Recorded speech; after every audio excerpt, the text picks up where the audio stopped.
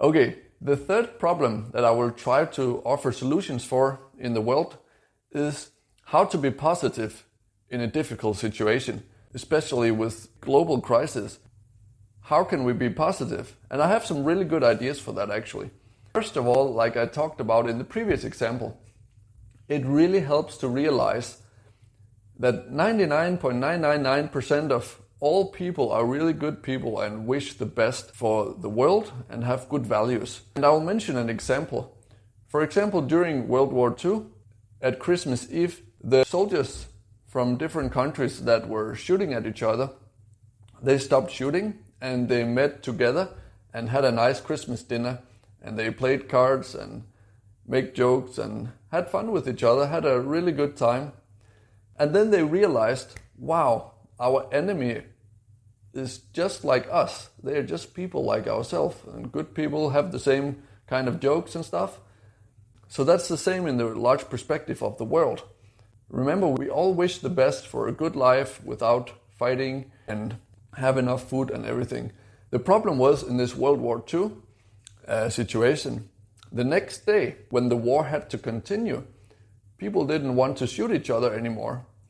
So the officers and commanders, they had to pull a gun and put the gun to the head of the soldiers and say, if you don't start shooting again, I'm going to shoot you. And that's how ugly the world is sometimes, when there's systems in place that are flawed. So we need to talk about how we can optimize the systems and find more peaceful solutions. But the bottom line is that people are good and the systems are maybe not that good. So it's more about the systems and not people in many cases, okay? And that's the key. That's the most important, because we can always change the systems with the push of a button or a signature on a piece of paper, and then it's changed with new laws. So that's actually a quick fix, right? And my second tool on how to be positive in a difficult situation, especially a world situation, is also realizing that also it's not necessarily the people that own the corporations. It's more the systems and the goals and the values of the corporations. And these can be changed and optimized. If a company has the goal of always creating growth, it can be a problem if it's at any cost, right? If it includes hurting people.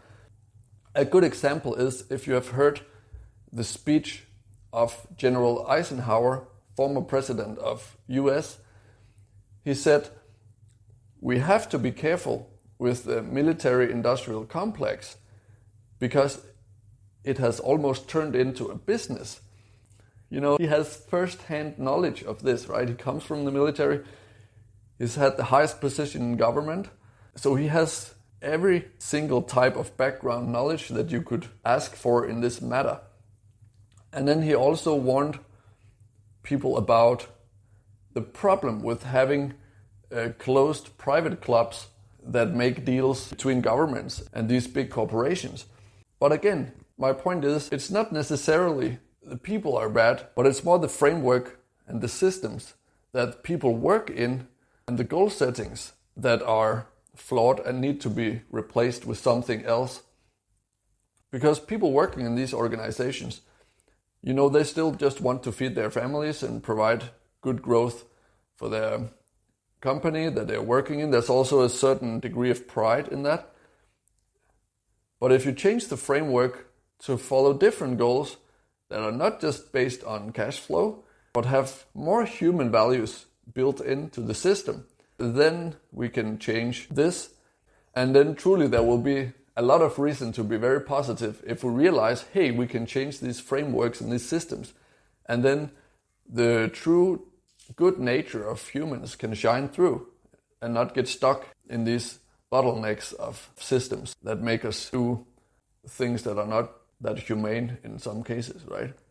So the bottom line of how to be positive is that by far most people are good in this world, and the systems that are the cause of the problems can be quickly changed with a signature or a push of a button, basically. And that can be done quick if we really want to. So there's a lot of reason to be optimistic. Okay, let's move on to the next one. If you want to learn more tools and techniques and habits that can improve your life quality and performance and well-being overall, subscribe to my YouTube channel. And if you like tropical island holidays, visit fitcamp5.com for my 2-time TripAdvisor award-winning training camp, where we train fitness and action sports together while learning to live a healthy lifestyle and, maybe most importantly, have fun at the same time. And if you're really serious about improving yourself, you should definitely check out my full online courses, where I share step-by-step programs on how I developed my own routines over the last 12 years as a CEO, working in 4 different countries, while being a successful competitive athlete with more than 20 years of experience in fitness and nutrition. Check the link in the description for that. And in any case, thank you so much for watching. Have a great day, be awesome, believe in yourself, and see you on the next one.